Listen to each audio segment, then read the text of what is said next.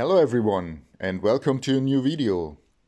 This is the second part on installing the Uniball kit on the W202. In the last video you have seen the assembly of the rear axle kit, and the rear axle is already back on the car. All Uniballs are in place and now the car is waiting for the front axle kit, and that's what you see here. I already prepared the control arms, so the old bearings are out. This was easy for me because I had strong flex yellow installed, so they were quite easy to disassemble. And now that everything is prepared, we can start to install this nice kit here. I already showed you in the video with the rear assembly that we have these nice strong Uniballs, OEM quality. They're from a specific car on the rear axle, heavy car, so a strong, very strong part. And these get installed on the lower control arm, these four. And for the upper control arm we have the smaller ones, which you already know from the rear axle from the W202 and other Mercedes models. And yeah, this is the kit, and I will explain step by step how to assemble it and show you the progress. What you will definitely need is a hydraulic press. I think this makes it so much easier. I've not tried it with these kind of kits here.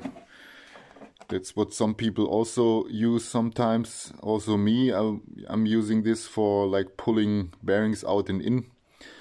But I think this will be difficult because you will need high press forces. The first step is to press in the bearing elements into one side of the bearing carriers. We have the small outer rings for the front bearing of the lower control arm. The bigger one is for the rear bearing. Then we have these for the upper control arm. So I'm pressing in the bearing elements like this. This can be done in the vise. What you only need is some kind of cup which fits over the rubber seal. And I think some of you might have this tool here. This is to push out and pull in those bearings on the rear axle of the Mercedes models. And you can just take the small cup, which is actually made for this bearing. This fits over the rubber, and then you can press on the outer ring. And then you can take the big one, which is only used for countering the small one on the axle part. This fits nicely over the big one. And now you can press it in. Best is to also use a washer here, so you don't dent the aluminium with the vise. And then also lubricate. Use some silicone oil and then press this in. The force is high, but it's possible with the vise. There you see how it looks prepared. I started with the vise, but I moved on to the hydraulic press because it was so much easier. And that's what it should look like. All pressed in nicely.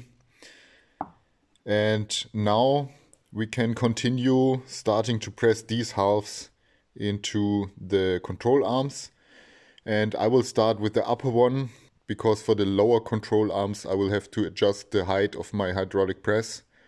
So first of all I will finish the upper control arms and then we will move on to the lower ones. And my strategy is to start from this side, because at the areas where this was welded, the bearing half slides in the hardest. So I'll push it in first from this side, and then the other half will be pressed from this side.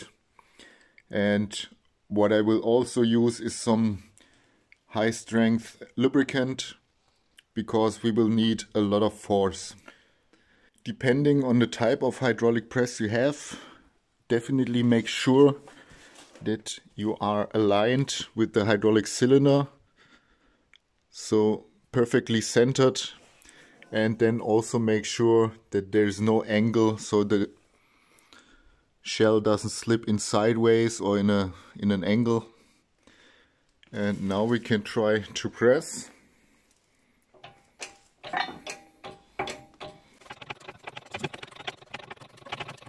The clamping force is kind of high, so this would be very tough to do with the vise.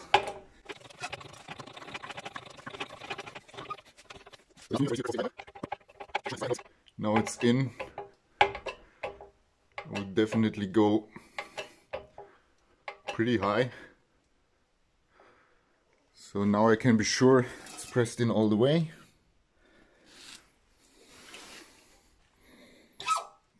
Now we got it pressed in nicely. And we can continue with the other half. And same story for the second shell. This will go in quite easy up until it has to squeeze in between the bearing element and the outer tube of the control arm. But now you see that's the moment where the shell squeezes in between the bearing and the control arm. So at this length you will see the press force will get kind of high. With this you see that the bearing is very much secured inside there. Nothing will move out.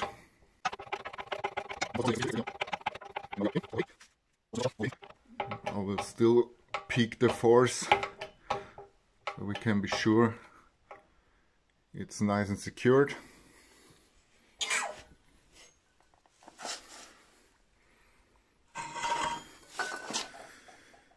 And that's it. Both sides are in. Could be that there's still some distance left because the shells are designed a little bit longer, because it depends on the control arm brand you have. There are brands that have a millimeter more tube length, so this fits to all of them. The upper control arms are prepared, the outer shells are in. And now we still need to prepare the inner elements and also those additional bearing elements, because now we have a ball bearing here. The arm could still move like this, and we have some redundant bearing elements here on each side one, and those will prevent this movement and will make the whole bearing setup more stable. First of all, we will press those bearing rings on the inner elements here. So this is a tight fit, but not too tight. It can be done in the vise easily. And this needs to be lubricated with some kind of grease afterwards. We can also use grease now. We put some grease on the bearing element and also on this surface and then press it on. I will prepare this for all four now. Before pressing in the inner elements, it's important to grease them up. See, like this. And also here inside, use a good grease. And then you can press them in. The inner elements went in very nicely. So now the upper control arms are finished.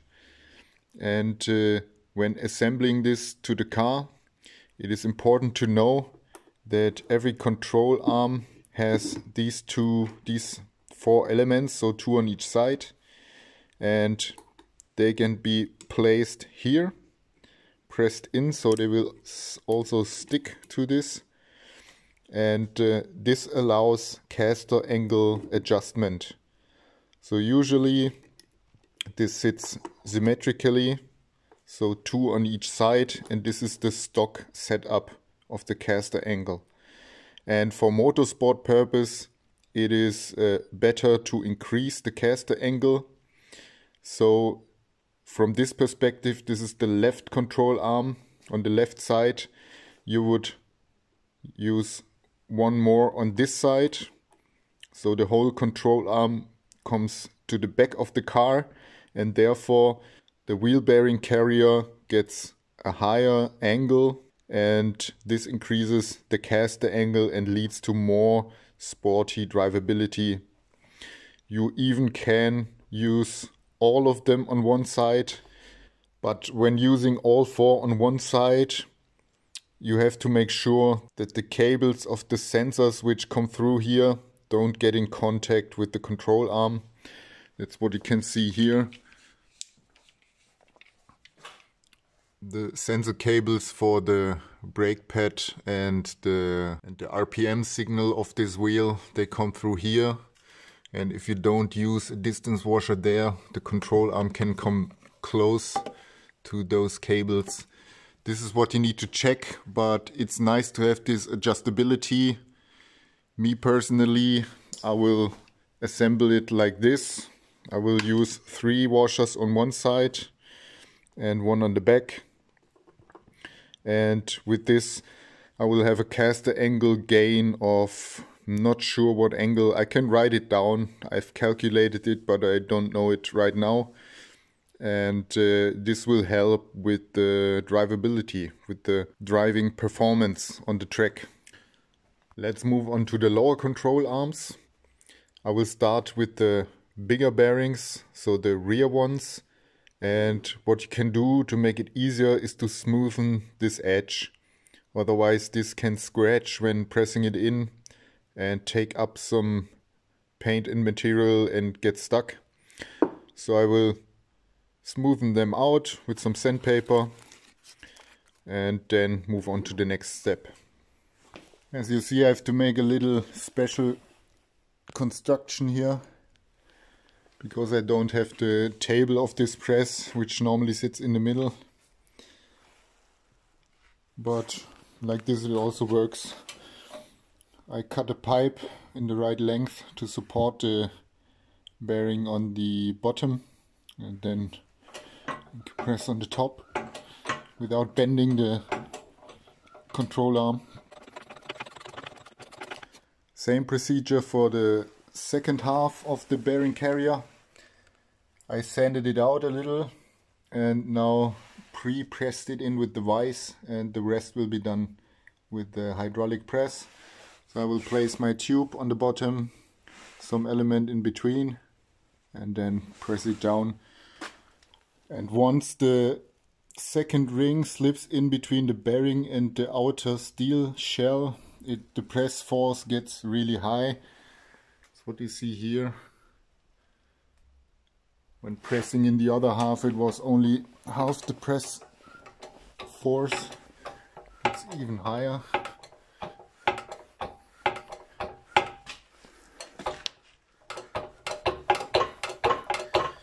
But you will feel once it is settled and in the final position.